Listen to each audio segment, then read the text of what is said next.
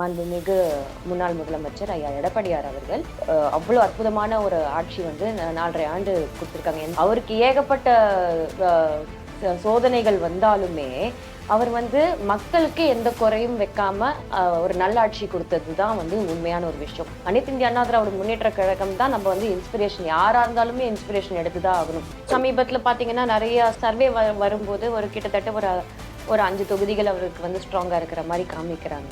ஆனா அது எலெக்ஷன் டேட்ல எப்படி வேணா மாறும். இப்போதைக்கு அது டூ சூன். எடுத்துடனே நம்ம முதலமைச்சர் ஆயிடுவோம், எடுத்துடனே நம்ம வந்து இது ஆயிடுவோம் அப்படின்றது வந்து அது ஒரு தவறான போக்காயிடும் அப்படின்றது தான். இன்னும் அவங்களோட டிசிஷன்ஸே எதுவுமே இன்னும் கரெக்டான ஒரு முடிவுகள் எடுக்கல. ஒரு அலையன்ஸ் ஃபார்ம் பண்ணுறது கூட கரெக்டாக அவங்களால ஃபார்ம் பண்ண முடியல. சினிமா ஆக்டராக அவர் வந்து is a very good actor, no doubt. ஆனால் வந்து when it comes to real politics அது வந்து நம்ம we have to be நம்ம அவேராக இருக்கணும்.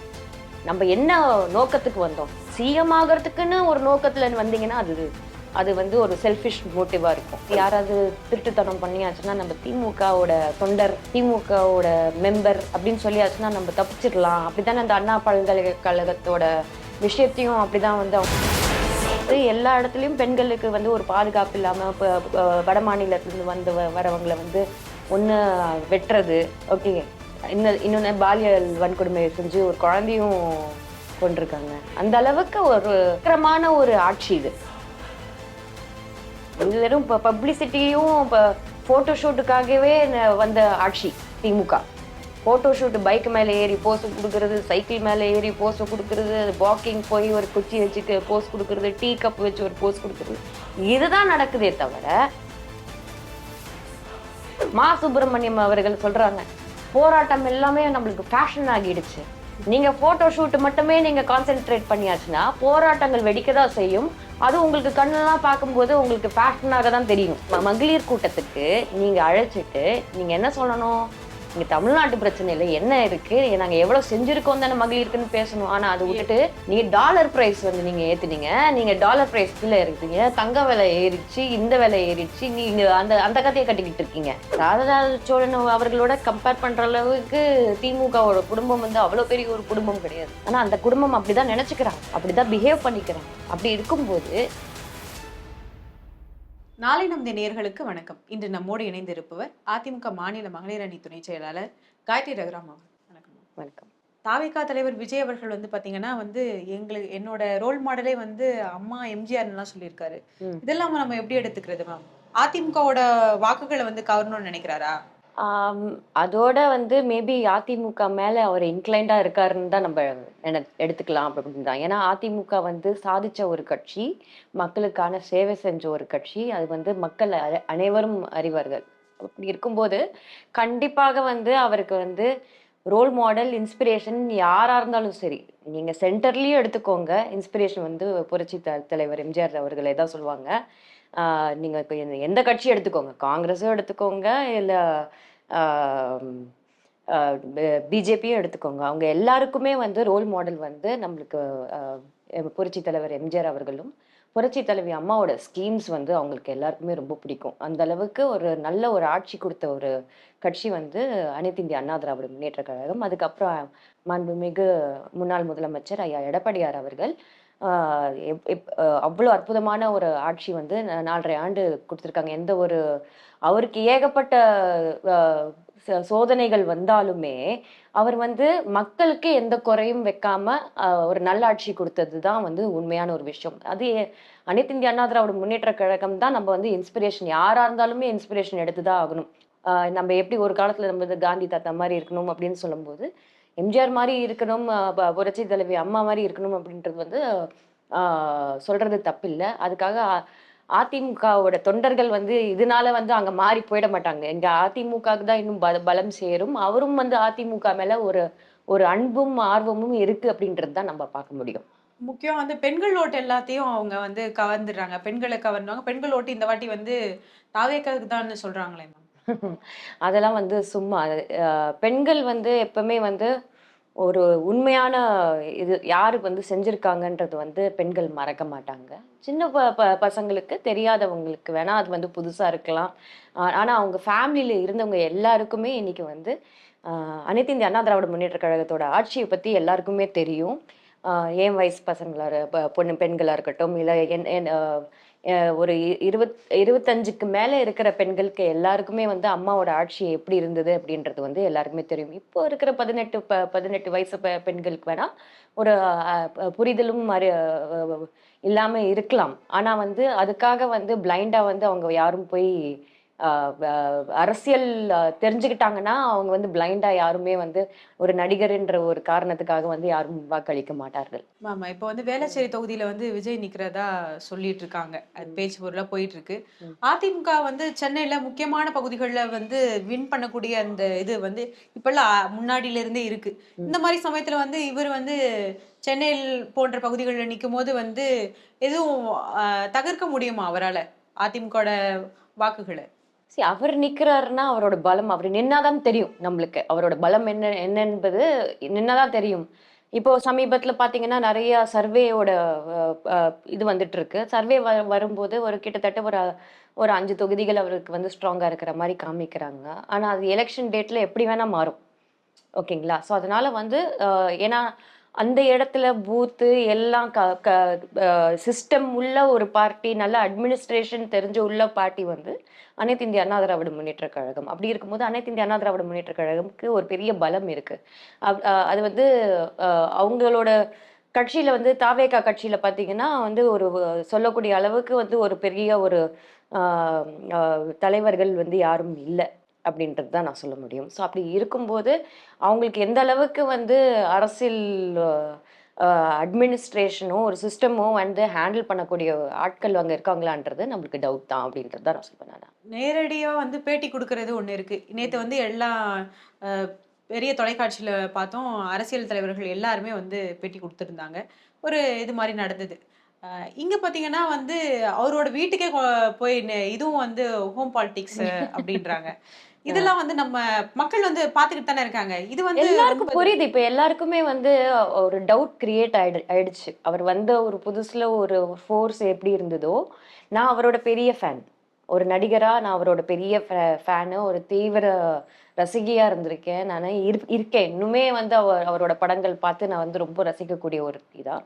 அப்படி இருக்கும்போது ஆனா அரசியல்னு வரும்போது மக்களோட நலன், மக்களோட சேவை, நம்ம மக்களுக்காக சேவை செய்ய வேண்டிய விஷயத்துல நம்ம நுண்ணிப்பா கவனிச்சு பார்க்கும்போது அது சேவைன்னு பார்க்கும்போது அதிமுக தானே டாப்ல இருக்கு. இவங்க வந்து என்ன சேவை செய்யறதுக்கான அவங்களுக்கான ஒரு இதே இல்லை. ஏன்னா நீங்க 41 பேர் அந்த கரூர் விஷயத்துல வந்து நீங்க 41 பேர் உயிர் பலி போயிருக்கும் போது கூட எல்லாமே ஹோம் பாலிடிக்ஸ்னு அவங்க ஒரு பேர் வந்துடுச்சு. அண்ட் அது சரியா கையாளலைன்ற ஒரு பேர் வந்துருச்சு அப்படின்னும் போது டெஃபினட்டா அதுல வந்து ஒரு மைனஸ் பாயிண்ட் இருக்க தான் செய்யுது. அதுக்காக வந்து அவர் வந்து ஒரு பேட் ஹியூமன் பீயிங் அப்படிலாம் நான் வந்து சொல்லக்கூடிய ஆள் இல்லை. ஒரு நல்ல மனிதர் தான். ஆனா அதுக்காக வந்து அவர் வந்து அரசியல் இன்னும் புரிஞ்சுக்கிட்டு அவர் செஞ்சாருன்னா இன்னும் நிறைய விஷயங்கள் அவர் சாதிக்கலாம் அப்படின்றது தான் நான் சொல்வேன். ஆனா இப்போதைக்கு அது டூ சூன். எடுத்துடனே நம்ம முதலமைச்சர் ஆயிடுவோம், எடுத்துடனே நம்ம வந்து இது ஆயிடுவோம் அப்படின்றது வந்து அது ஒரு தவறான போக்காயிடும் அப்படின்றது தான். அண்ட் ஏன்னா யாருமே நாட்டுக்காக உழைச்சு உழைச்சு உழைச்சு வந்தவங்க தான். இப்போ புரட்சி தலைவர் எம்ஜிஆர் அவர்கள் கூட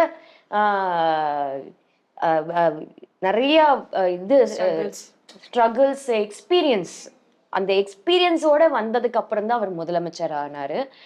அந்த எக்ஸ்பீரியன்ஸ் இல்லாம அவர் எடுத்துடனே நம்ம வந்துருவோம் அப்படின்னு நம்ம சேவை செய்ய முடியும்னா அந்த சேவைன்றது சாதாரண ஒரு விஷயம் கிடையாது. நம்ம வந்து மக்களுக்கு போய் சேர வேண்டிய விஷயங்கள் கரெக்டா போய் சேருதா? நம்ம மட்டும் நல்லவங்களா இருந்தா போறாது, நம்ம கூட வேலை செய்யறவங்களும் நல்லவங்களா இருக்கணும். அவங்க நம்ம சொல்லக்கூடிய இது வந்து திட்டங்களையோ அது வந்து மக்களிடம் போய் சேர்க்கறதுக்கு அவங்க வந்து ஒரு கரப்ட் பாலிட்டிஷியனா இல்லாம இருக்கணும். அது வந்து நம்ம மட்டும் இது இருந்தா கிடையாது. ஸோ அதனால நம்ம கரெக்டான ஆட்கள் இருக்கணும். ஆனா அப்படி பார்க்கும்போது அவர்கிட்ட அந்த கரெக்டான ஆட்கள் இருக்காங்களான்னா ஒரு இல்லைன்னு தான் நம்மளுக்கு தோணுது. அப்படின்னு இருக்கும்போது விஜய் அவர்கள் நல்லவரா இருக்கலாம், ஆனா அதுக்காக எல்லாரும் அவர் சுத்தி இருக்கக்கூடியவங்க எல்லாருமே நல்லவங்க, நல்ல கரெக்டான அட்மினிஸ்ட்ரேஷன் கொடுக்கக்கூடியவங்கன்றது நம்மளால சொல்ல முடியாது. இப்போ ஆதவ அர்ஜுனா வந்து சொல்றாங்க, இன்னும் 27% எங்களுக்கு வந்து வோட்டிங் இருக்கு. அவ்வளோ ம். பெர்சன்டேஜ் எங்களுக்கு வரும் அப்படிலாம் சொல்றாங்க. தாவேகா கூட்டம், செயல் வீரர்கள் கூட்டம்லாம் நடந்தது. அப்ப பார்த்தீங்கன்னா 35, 40 அந்த மாரிலாம் சொல்லிட்டு இருந்தாங்க. இப்ப என்ன திடீர்னு 27ன்றாரு. ஒண்ணும் புரியலையே. ஆதவ அர்ஜுன் அவர்கள் வந்து பாத்தீங்கன்னா, அவர் வந்து ஒரு பொலிட்டீஷியனா அப்படின்னு ஒரு கேள்வி எழுப்பியாச்சுன்னா, அது பொலிட்டீஷியன் கிடையாது. அவர் ஒரு பிசினஸ் மேன். அவர் வந்து ஒரு பிசினஸ் பண்ணக்கூடிய ஆளுங்க. அதுவும் ஒரு லாட்டரி பிசினஸ் ஃபேமிலிலேருந்து வந்திருக்காங்க. அப்படின்னு இருக்கும்போது, அவங்களுக்கு சேவை மனப்பான்மை எப்படி இருக்குன்றதுலாம் நம்மளுக்கு தெரியல. ஆனா, அவர் சொல்றத வச்சு பொலிட்டிக்கலா இது கரெக்ட்டா நடக்கும் அப்படின்றதுலாம் வந்து தவறான ஒரு விஷயம். ஏன்னா, அதுக்கான இன்னும் நெறைய பேர் இருக்காங்க. அவர் ஆர்வத்துல என்ன வேணா சொல்லலாம். ஓகேங்களா? ஆனா வந்து ரியாலிட்டி கிரவுண்ட்ல நம்ம மக்களுக்கு எல்லாருக்குமே தெரியும் என்ன பண்ணணும் அப்படின்றது தான் நான் சொல்லுவேன். அதனால தான் ஒரு வோட்டிங் டே அந்த ஒரு 5 to 6 டேஸ்க்கு முன்னாடி நெறைய விஷயங்கள் மாறும். ஆ அந்த பிரச்சாரம் போது நெறைய விஷயங்கள் மாறும் அப்படின்றது தான். இன்னும் அவங்களோட டிசிஷன்ஸே எதுவுமே இன்னும் கரெக்ட்டான ஒரு முடிவுகள் எடுக்கல. ஒரு அலையன்ஸ் ஃபார்ம் பண்றது கூட கரெக்ட்டா அவங்கனால ஃபார்ம் பண்ண முடியல. அப்படின்னும்போது அவரும் போராடிக்கிட்டு தான் இருக்காரு. அப்படின்றபோது காங்கிரஸ் கூட்டணிக்கும் வந்து அழைப்பு விடுத்திருக்காங்களே மேம். கூட்டணிக்கு அது அது வாங்கன்னு. அவங்களோட பிரச்சனை. என்னது நான் அந்த பிரச்சனைக்கு நம்ம போகவே தேவையில்ல அப்படின்றது தான் நான் சொல்றேன். காங்கிரஸ்க்கு வந்து அவங்க குடுக்குறாங்களா? குடுக்கலையா? அப்படின்றது வந்து ஸோ அது யாருக்கு பிளஸ், யாருக்கு மைனஸ்ன்றது அது அது அது அவங்களோட இது.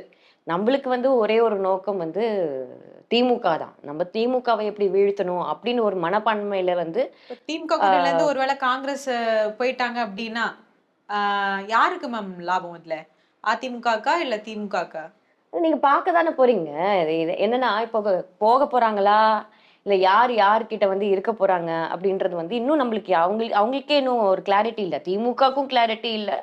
விஜய்க்கும் க வ த த தமிழக வெற்றிக் கழகத்துக்கும் கிளாரிட்டி இல்ல அப்படின்றது தான் சொல்லுவேன்.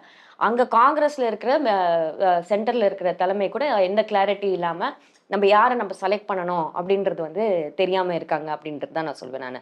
ஸோ அப்படி நம்ம வந்து இங்க போலாமா? அங்க போலாமா? இங்க போனா நம்மளுக்கு என்ன பிளஸ்? அங்க போனா என்ன பிளஸ்? அப்படின்றது வந்து இது ஒரு பேச்சா போய்க்கிட்டு இருக்கு. ஆனா வந்து ஒரு அது அது அவங்களோட இது. எப்போ வந்து அனைத்து இந்திய அண்ணா திராவிட முன்னேற்றக் கழகத்தோட கூட்டணி பத்தி பேசி, பேசி, பேசி கடைசியில அவங்களோட கூட்டணிய வந்து கோட்டைய விட்டாங்க. அப்படின்னு தான் நான் சொல்லுவேன். ஸோ அப்படி இருக்கும்போது, அவங்க கூட்டணி இப்ப இன்னைக்கு ததிகை நுத்தம் போட்டுக்கிட்டு அவங்க அடிச்சுக்கிறாங்க, பேசிக்கிறாங்க, அது ஏதோ பண்றாங்க. ஆனா ஆக மொத்தத்துல மக்கள் விஷயத்துல வந்து யாருமே வந்து கவனத்த செலுத்தாம இருக்காங்க. இன்னைக்கு தொடர்ந்து ஐயா எடப்பாடியார் அவர்கள் மட்டும் தான் வந்து மக்களோட பிரச்சனைகளா இருக்கட்டும், எல்லா விஷயத்தையும் வந்து தொடர்ந்து பேசிட்டு வந்துட்டு இருக்காரு. என்னதான் பிரச்சனைகள் இருந்தாலும், என்ன கூட்டணி அது இது என்ன வந்து திமுக வந்து மீடியா மூலம் டைவர்ட் பண்ணாலும், இன்னைக்கு வந்து த அனைத்து இந்திய அண்ணா திராவிட முன்னேற்றக் கழகம் தான் தொடர்ந்து மக்களோட பிரச்சனைகளை இன்னும் பேசிக்கிட்டு வந்துட்டு இருக்காங்க. ஆனா அவங்க 2 பேரும் அது அது வந்து அவங்களோட நோக்கமாவே இல்ல அப்படின்றது தான் நான் சொல்லுவேன் நானு.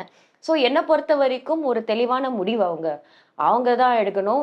நம்ப வந்து திமுக அந்த தீய சக்தி திமுகவை நம்ம எப்படியாவது நம்ம வீட்டுக்கு அனுப்பணும் அப்படின்ற ஒரு மனப்பான்மையில தான் நம்ம எல்லாருமே இருக்கோம். இங்க தமிழ்நாட்டு மக்கள் முதற்கொண்டு இந்த இந்த குடும்ப ஆட்சி வரவே கூடாது மீண்டும் அப்படின்ற வந்து தெளிவா இருக்காங்க. யார் வேணா வரலாம். ஆனா இவங்க வந்துரக்கூடாது அப்படின்ற அந்த மனப்பான்மைக்கு வந்து இன்னைக்கு தமிழக மக்கள் வந்து அனைவருக்கும் அது மனசுல ஆழமா பதிஞ்சிருக்கு அப்படின்னு தான் நான் சொல்வேன். அதே மாரி தமிழக வெற்றி கழகம் நீங்க எடுத்து பார்த்தீங்கன்னா, அவங்க வந்து திமுகவை எதிர்க்கணும், எதிர்க்கணும் சொல்லிட்டு இன்னைக்கு வந்து அவங்க வந்து ஓட் பெர்சன்டேஜ் வச்சுட்டு நம்ம ஒண்ணும் பண்ண முடியாது. ஓகேங்களா? ஓட் பெர்சன்டேஜ் வந்து அது வந்து வரும். எல்லாருக்கும் வரும். அது எல்லாருக்கும் போகும். அவரோட ஃபேஸ் வேல்யூக்கு வரும். அது எத்தன வின் பண்ண போறீங்க? நீங்க எப்படி வின் பண்ண போறீங்க? எப்படி நீங்க சாதிக்க போறீங்க? அப்படின்ற ஒரு கேள்விக்குறிக்கு அவருக்கு தான் அந்த விடைக்கு பதில் தெரிய வேண்டும் அப்படின்றது தான் நான் சொல்வேன். ஸோ அப்படி இருக்கும்போது அவர் தெளிவான ஒரு முடிவெடுத்து உங்களுக்கு இந்த தீய சக்தி திமுகவை இந்த தமிழ்நாட்டு மக்களை வந்து நீங்க இந்த திமுக கிட்ட இருந்து மீட்கணும், காப்பாத்தணும் அப்படின்ற ஒரு மனப்பான்மையில இருந்தீங்கன்னா, அவர் நல்ல டெசிஷன் எடுப்பாரு. இல்ல, நம்பளுக்கு வந்து கொள்கை தான் முக்கியம். அதுக்கப்புறம் அதுதான் முக்கியம். கோல்கேட் தான் முக்கியம் அப்படின்னா, அது ஒண்ணும் பண்ண முடியாது. நம்பளுக்கு வந்து தேவை இப்ப இன்னைக்கு வந்து இந்த இந்த ஆட்சிய நம்ம வந்து வீட்டுக்கு அனுப்பணும். அவ்வளோதான்.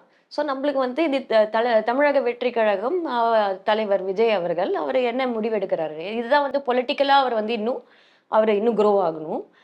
இப்ப சினிமா ஆக்டரா அவர் வந்து he is a very good actor. No doubt. ஆனா வந்து when it comes to real politics அது வந்து நம்ம வந்து நம்ம we have to be நம்ம அவேராக இருக்கணும். நம்ம என்ன நோக்கத்துக்கு வந்தோம், சிஎம் ஆகிறதுக்குன்னு ஒரு நோக்கத்துல வந்தீங்கன்னா அது வந்து ஒரு செல்ஃபிஷ் மோட்டிவா இருக்கும். ஓகேங்களா? அவேர்னஸ் இல்லன்றீங்களா ma'am? இல்ல செல்ஃபிஷ் மோட்டிவ். என்ன வந்து சிஎம் ஆனா மட்டும் போதும் அப்படின்றது வந்து அது இல்ல. அரசியல் சிஎம் ஆகி நம்ம வந்து மக்களுக்கு வந்து காப்பாற்றணும். யார்கிட்ட இருந்து காப்பாற்றணும்? எதிரிகிட்ட இருந்து காப்பாற்றணும். கரெக்டா இல்லையா? அப்படி இருக்கும்போது நம்ம ஜெயிக்கணும். அது ஜெயிக்கிற சினிமா பாணியில ஒரு இது அணுகுறாருன்னு நினைக்கிறீங்களா? இல்ல, அவருக்கு இன்னும் அது இன்னும் பொலிட்டிக்கல்லா வந்து அவங்களுக்கு பக்கத்துல இருக்கிறவங்க யாரு வியூகம் அமைப்பாளரோ யாரு என்ன பண்றாங்கன்னு தெரியல. அவங்க தப்பு தப்பா சொல்லி கொடுக்குற மாதிரி நம்மளுக்கு ஒரு ஃபீலிங் இருக்கு. ஒரு பொதுமக்களா நான் சொல்றேன், ஒரு அனைத்து இந்திய அண்ணா திராவிட முன்னேற்ற கழகம் ஓட மெம்பரா நான் இது பேசல. இது வந்து நான் ஒரு பொதுமக்களா நான் வந்து அவர் பார்வை, ஏன்னா நானும் அவரோட ரசிகர் தானே. அப்படின்னு இருக்கும்போது எனக்கு வந்து என்னடா இது இவர் தவறான விஷயங்களாவே முடிவெடுக்கிறாரு, யாரோ தப்பா கைட் பண்றாங்க அப்படின்னு தான் நம்மளுக்கு தோணுது. ஸோ அப்படி இருக்கும்போது அவர் தெளிவா இருக்கணும். சுத்தி இருக்கிறவங்க கரெக்டா இருக்காங்களா, நம்ம டிசிஷன் எடுக்கிறோமா, இதுதான் வந்து ஏன்னா இஸ் நியூ டு பாலிடிக்ஸ் அப்படின்னு இருக்கும்போது ஒரு கொஞ்சம் டைம் எடுக்கும் அப்படின்றது தான் நான் சொல்லுவேன். திமுக கூட்டணியில வந்து இந்த பக்கம் அதிமுக பலமா இருக்கு. திமுக கூட்டணியில என்னதான் பிரச்சனை? கனிமொழி மேம் வந்து அங்க போய் பேசிட்டு வந்தாங்க, ஆட்சியில வந்து பங்கு தரமாட்டோம்னு சொல்லிட்டாங்களாம் திமுகல. ஆனா வந்து நாங்க வந்து திருப்பி அடிப்போம்னு சொல்லிட்டு மாணிக்கம் தாகூர் எல்லாம் பேசியிருக்காரு. என்னதான் மேம் அது? அதுதான் இல்லை, இது வந்து ஃபேமிலி, இந்த மன்னராட்சியோட பாண்டிங் அப்படின்னு சொல்லுவேன். காங்கிரஸ்ல மன்னராட்சி யார் பண்றாங்கன்னா ஒரு குடும்பம். ஓகேங்களா? அதே மாதிரி திமுகல ஒரு குடும்பம் தான் மன்னராட்சி பண்ணிக்கிட்டு இருக்காங்க. ஸோ ரெண்டு பேருக்குள்ள அந்த பேய்க்கும் சண்டை மாதிரி ஒண்ணு போய்கிட்டு இருக்கு அப்படின்றதுதான் நான் சொல்ல முடியும். ஸோ அதனால என்னை பொறுத்த வரைக்கும் அவங்க அதிகாரத்துல இருக்கணும்னு தான் பாக்குறாங்க. அதுதான் நான் சொல்றேன்.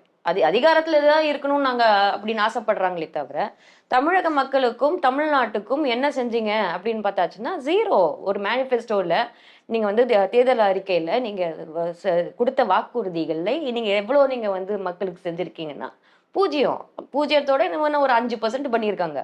10% கூட தாண்டல அவங்க. அப்படி இருக்கும்போது இந்த அளவுக்கு ஒரு ஏமாற்றமான ஒரு ஆட்சி இன்னைக்கு நடந்திருக்கு. அப்படி இருக்கும்போது இவங்களை வந்து அவங்க பேய்க்கும் சண்டை போட்டு என்ன பிரயோஜனம்?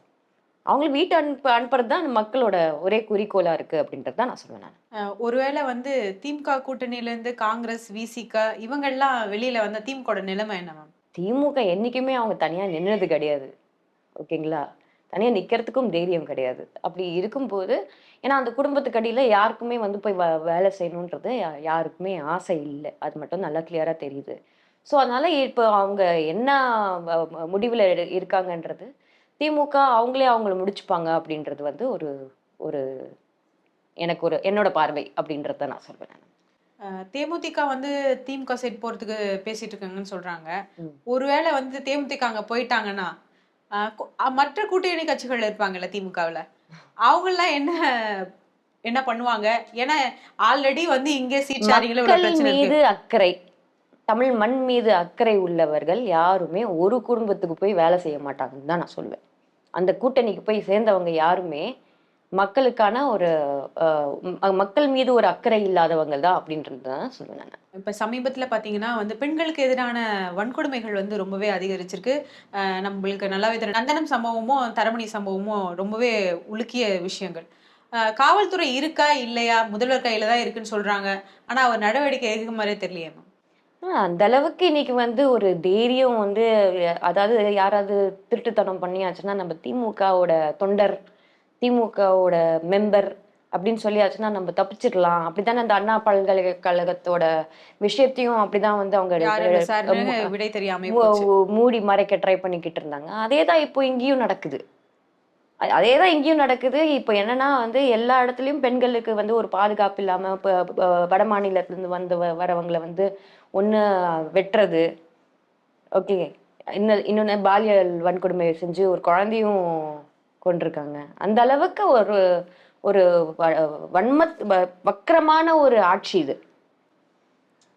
திமுக ஆட்சி வந்தாலே நம்மளுக்கு தெரியும் எப்படி அவங்க வந்து பெண்களை ட்ரீட் பண்ணுவாங்க, பெண்களை பார்க்கறது எப்படி பார்ப்பாங்க, எப்படி பேசுவாங்க.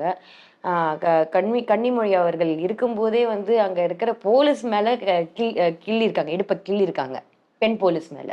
ஸோ அந்த அளவுக்கு ஆஹ், ஒரு என்ன சொல்றது, கேவலமான ஒரு ஆட்சி. ஒரு கேவலமான ஆட்சி என்னன்னா, ஒரு பாதுகாப்பே இல்லாத ஒரு ஆட்சி. ஏன்னா அவங்களுக்கு மட்டும் பாதுகாப்பு பண்ணிக்கிறாங்க. அவங்க குடும்பத்தை நல்லா சொத்து சேர்த்துக்கிறாங்க. அவங்க வீட்டு பெண்களை நல்லா காத்துக்கிறாங்க. அதுக்கு அவங்க வீட்டு பெண்களுக்கு நல்ல பிசினஸ் வளர்த்து கொடுக்குறாங்க, ஸ்கூல் வைக்கிறாங்க, அப்புறம் ஜவுளி கடை வைக்கிறாங்க, எல்லாம் எல்லாம் பண்றாங்க. ஆனா மற்ற வெளியில இருக்கிற பெண்களுக்கு எல்லாருக்குமே வந்து பாதுகாப்பு இருக்கா இல்ல, விமன் எம்பவர்மெண்ட் இருக்கா இல்ல, ஒரு விமென்கான ஒரு எத்தனை பேர் இன்னைக்கு வந்து ஒரு விமன் பிசினஸ் விமனா எத்தனை பேர் வந்திருக்காங்க. அது மாதிரி நிறைய விஷயங்கள் பார்க்கும்போது திமுக அதுல பெரிய கோட்டை விட்டுருக்கு. வெல்லும் தமிழ் பெண்கள் மாநாடுலாம் நடத்திருந்தாங்க மாநாடு வேணா நடத்தலாம். அதுக்கு வந்து அவங்க பெண்கள் எல்லாருமே அவங்க மீது ஆர்வமா இருக்காங்க எல்லாம் நம்ம சொல்ல முடியாது. அங்க பாதி பேர் வந்து கிளம்பிட்டாங்க. அவங்க யாருமே அவங்கள அதெல்லாம் எல்லாருக்குமே தெரியும். இவர் பொம்மை முதல்வர்ன்றது எல்லாருக்குமே தெரியும். கான்ட்ராக்ட்ல கூட்டு வந்தாங்களாமா, அது வேற சொல்றாங்க. அது கான்ட்ராக்ட் தானே. இவங்களுக்கு என்ன கான்ட்ராக்ட், கமிஷனு, கரப்ஷனு, இது தவிர வேற என்ன தெரியும்? ஓகேங்களா? ஸோ இவ்வளவுதான் அவங்களோட ஆட்சி. திமுகவோட ஆட்சி என்னன்னா கரப்ஷன், கமிஷன், கலெக்ஷன், இப்போ கான்ட்ராக்ட். ஓகேங்களா? 4C ஆயிடுச்சு. 3Cல இருந்தாங்க, இப்போ 4C ஆகிக்கிட்டாங்க. அந்த அளவுக்கு ஊழல் இருக்கு. ஏன்னா வந்து கஜானாவையும் காலி பண்ணியாச்சு அவங்க. கிட்டத்தட்ட 4.5 லட்சம் கோடிக்கு வந்து இன்னைக்கு வந்து இது இல்லை நம்மளுக்கு. அவங்க வாங்கின லோனு எங்க போச்சுன்னே தெரியல. தமிழ்நாட்டுக்கு என்ன செஞ்சாங்கன்னு தெரியல அப்படி. ஓகேங்களா? ஸோ அது இந்த மாதிரி பல விஷயங்கள் இருக்கு. ஸோ பெண்களுக்கு பாதுகாப்பு இல்லை, பொதுமக்களுக்கு பாதுகாப்பு இல்லை, குழந்தைங்களுக்கு பாதுகாப்பு இல்லை. அந்த அளவுக்கு ஒரு மோசமான ஒரு ஆட்சி. சமூக நீதின்னு பேசி பேசி கடைசியில வந்து சமூக நீதிக்கே ஒரு செக் வைக்கிறாங்க அவங்க நிறைய இடத்துல. சமூக நீதின்னு பார்க்கும்போது பெண்களும் அதுல இருக்காங்க இல்லையா மேம்? நட்சத்திர பேச்சாளர் லிஸ்ட் விட்டுருக்காங்க, அதுவே வந்து மாவட்ட வாரியா சாதி பார்த்து தான் பிரிச்சிருக்காங்க. அதுல சும்மா சமூக நீதி பேசுறவங்க எல்லாம் அதுல வந்து சும்மா கடைசியில வந்து அது வந்து வெறும் இதுக்குதான். இது வெறும் பப்ளிசிட்டியும் போட்டோ ஷூட்டுக்காகவே வந்த ஆட்சி திமுக. போட்டோ ஷூட், பைக் மேல ஏறி போஸ் கொடுக்கறது, சைக்கிள் மேல ஏறி போஸ் கொடுக்கறது, வாக்கிங் போய் ஒரு குச்சி வச்சு போஸ் கொடுக்கறது, டீ கப் வச்சு ஒரு போஸ் கொடுக்கறது, இதுதான் நடக்குதே தவிர போஸா கொடுக்குறாங்களே தவிர போட்டோ ஷூட்னு இதுல வேற மா சுப்பிரமணியம் அவர்கள் சொல்றாங்க, போராட்டம் எல்லாமே நம்மளுக்கு ஃபேஷன் ஆகிடுச்சு. நீங்க போட்டோ ஷூட் மட்டுமே நீங்க கான்சென்ட்ரேட் பண்ணியாச்சுன்னா போராட்டங்கள் வெடிக்கதான் செய்யும். அது உங்களுக்கு கண்ணெல்லாம் பார்க்கும்போது உங்களுக்கு ஃபேஷனாக தான் தெரியும். பள்ளி கல்வித்துறை இதுல வந்துட்டு ஆட்ல வந்து ரீல்ஸ் நடிகை யாரோ ஒருத்தவங்க, நடிகைன்னு சொல்லக்கூடாது, ரீல்ஸ் போடுறவங்க ஒருத்தவங்களை வந்து அது அவங்க ஏதோ பொழைச்சிட்டு போட்டோம், அது நம்மளுக்கு அது பிரச்சனை கிடையாது. ஆனா உங்களோட எண்ணம் அவ்வளவுதானே. புரியுதுங்களா? உங்களுக்கு கல்வியை நீங்க வளர்க்கணும்லாம் உங்களுக்கு ஆசை இல்லை. ஏதாவது சும்மா ஒரு போட்டோ ஷூட் எடுத்துட்டு நம்ம வந்து பப்ளிசிட்டி ஒரு 4 வீடியோ போட்டு எந்த ரீல்ஸை போட்டு அடிங்க அப்படின்னு சொல்லிட்டு பண்றாங்க. இதுதான் திமுகவோட ஆட்சி. உடனே இவருக்கு வந்து சின்ன பெரியாரா என்னமோ இது பட்டம் எல்லாம் கொடுத்தாங்க உதயநிதி அவர்களுக்கு. அப்படி என்ன செஞ்சாரு அவரு? என்ன செஞ்சாரு அப்படி? சின்ன பெரியாருன்னு சொல்ற அளவுக்கு அவர் என்ன செஞ்சாருன்னு நான் கேக்குறேன். ஒண்ணுமே முதல்வர் அதனால சொல்லியிருப்பாங்க. ஒரு அர்த்தமே இல்லாத ஒரு இது எதுக்கு அந்த பட்டம் நான் கேக்குறேன். ஃபர்ஸ்ட் நீங்களா இருக்கீங்களா? மக்களுக்கு என்ன செஞ்சீங்க? நீங்க சாதனை படிச்சீங்கன்னா உங்க பேர் தான் நல்லா வரணும். இன்னொருத்தர் பேர் நம்ம இதுக்கு பட்டமா நம்ம எடுத்துக்கிறது பெருமையான ஒரு விஷயம். ஆனா அதுக்கான ஒரு தகுதி இருக்கணும் இல்லையா? அப்படி இருக்கும்போது இல்லையே, ஒண்ணுமே பண்ணல. அவங்க ஒண்ணுமே பண்ணாம வெறும் பட்டத்தை மட்டும் கொடுத்துக்கிறாங்க. இடத்த பூங்காவை கட்டுறாங்க, தாத்தா பேரை வச்சுக்கிறாங்க. அதுக்கப்புறம் பஸ் ஸ்டாண்ட் வச்சுக்கிறாங்க, தாத்தா பேரை வச்சுக்கிறாங்க. குத்து சண்டை ஸ்டேடியம் வைக்கிறாங்க, அங்கேயும் தாத்தா பேர் வச்சுக்கிறாங்க. தாத்தா என்ன பெரிய குத்து சண்டை வீரரா? இந்த மாதிரி தான் வந்து இந்த அளவுக்கு தான் இன்னைக்கு வந்து போய்கிட்டு இருக்கு அப்படின்றது தான் நான் சொல்லுவேன். கரூர்ல பாத்தீங்கன்னா வந்து செய்தியாளரை தாக்கியிருக்காங்க, அதுவும் திமுக எம்எல்ஏவே வந்து தாக்குனதா சொல்றாங்க. இதெல்லாம் நம்ம எப்படி எடுத்துக்கிறது மேம்? என்ன ஒரு மோசமான ஒரு விஷயம். அதுதான் இந்த மாதிரி ஃப்ரீடம் ஆஃப் எக்ஸ்பிரஷன் இருக்கு. இன்னைக்கு வந்து அந்த ஜேர்னலிஸ்ட் ஓட யார் தலைவர்? அதுக்கு அந்த யூனியனுக்கு யார் தலைவர்? அந்த சங்கத்துக்கு யார் தலைவர்? வாயை திறந்து பேசினாங்களா? ஏதாவது பேசினாங்களா? ஒரு ஜேர்னலிஸ்ட போட்டு அடிச்சிருக்காங்க. கொலவெறி தாக்குதல் அந்த அளவுக்கு. அதுவும் ஒரு எம்எல்ஏயோட குவாரி. அந்த குவாரியில வந்து கடிம வளத்துல வந்து இந்த அளவுக்கு ஒரு மோசமான ஒரு விஷயம் நடந்திருக்கு. திமுக அதையும் வந்து மூடிதான் மறைச்சிருக்காங்க தவிர போலீஸ் என்ன ஆக்ஷன் எடுத்தாங்க? போலீஸ் என்ன ஆக்ஷன் எடுத்தாங்க? ஒரு ஆக்ஷன் எடுக்கல. ஜேர்னலிஸ்ட் எல்லாருமே வந்து திமுக சார்ந்த ஜேர்னலிஸ்டா போட்டு வச்சிருக்காங்க. அப்ப என்ன வாயை திறந்து ஏதாவது பேசுனாங்களா? இதுதான் உங்களுக்கு ஃப்ரீடம் ஆஃப் எக்ஸ்பிரஷனா? இல்ல இதுதான் உங்களோட நேர்மையான ஆட்சியா? இதுதான் உங்களுக்கு ஒரு ஒரு டிரான்ஸ்பரண்டான ஒரு ஆட்சியா? எல்லாமே மூடி மறைக்கிறதுக்கு தானே நீங்க வந்து எல்லாமே மண்ணுக்கு அடி புதைக்கணும் அப்படின்றது தானே நீங்க இருக்கீங்க. ஸோ இவங்களுக்கு இவங்களுக்கு வந்து யார் அதான் சொல்றேன், போலீஸ்க்கும் பாதுகாப்பு இல்லை, ஜேர்னலிஸ்டுக்கும் பாதுகாப்பு இல்லை, மாணவர்களுக்கும் பாதுகாப்பு இல்லை, அதுக்கப்புறம் பெண்களுக்கு பாதுகாப்பு இல்லை, குழந்தைங்களுக்கு பாதுகாப்பு இல்லை, முதியோர்களுக்கு பாதுகாப்பு இல்லை. அந்த அளவுக்கு போயிட்டு இருக்கு இன்னைக்கு ஸ்டேட்டு. உடனே அவங்க வந்து மகளிர் கூட்டத்துல வந்து மேடையில ஏறி பேசுறாங்க. மகளிருக்காக பேசாம டபுள் இன்ஜின் பத்தி பேசிக்கிட்டு இருக்காங்க. ஓகேங்களா? அப்புறம் அது இல்லைன்னா வந்து டாலர் பிரைஸ் கீழே, டாலர் வந்து ஏறிடுச்சு இறங்கிடுச்சு. மக்களுக்கு நீங்க மகளிர் கூட்டத்துக்கு நீங்க அழைச்சிட்டு நீங்க என்ன சொல்லணும்? இங்க தமிழ்நாட்டு பிரச்சனையில என்ன இருக்கு, நாங்க எவ்வளவு செஞ்சிருக்கோம் தானே மகளிருக்குன்னு பேசணும். ஆனா அதை விட்டுட்டு டாலர் பிரைஸ் பண்ணிட்டு இருந்தாங்க மேம். நீங்க டாலர் பிரைஸ் வந்து நீங்க ஏத்துனீங்க, நீங்க டாலர் பிரைஸ் கீழே இருக்கீங்க, தங்க விலை ஏறிடுச்சு, இந்த விலை ஏறிடுச்சு, நீங்க அந்த அந்த கதையை கட்டிக்கிட்டு இருக்கீங்க. இங்க தங்கத்துக்காக நாங்க வந்து நீங்க மீண்டும் அனைத்து இந்திய அண்ணா திராவிட முன்னேற்ற கழகம் வந்தாச்சுன்னா தாலிக்கு தங்கம் திருப்பி ஆரம்பிப்போன்றாங்க. இங்க வந்து நீங்க என்ன சொல்றீங்க? தங்க விலை ஏறிடுச்சுன்றீங்க. இந்த அளவுக்கு தான் இவங்களோட ஆட்சி. ஆனா ஆக மொத்தத்துல பெண்களுக்காக அங்க பெண்களை பத்தி பேசல. அந்த அளவுக்கு தான் இன்னைக்கு இருந்துச்சு. பெண்களோட பாதுகாப்பை பத்தி பேசல.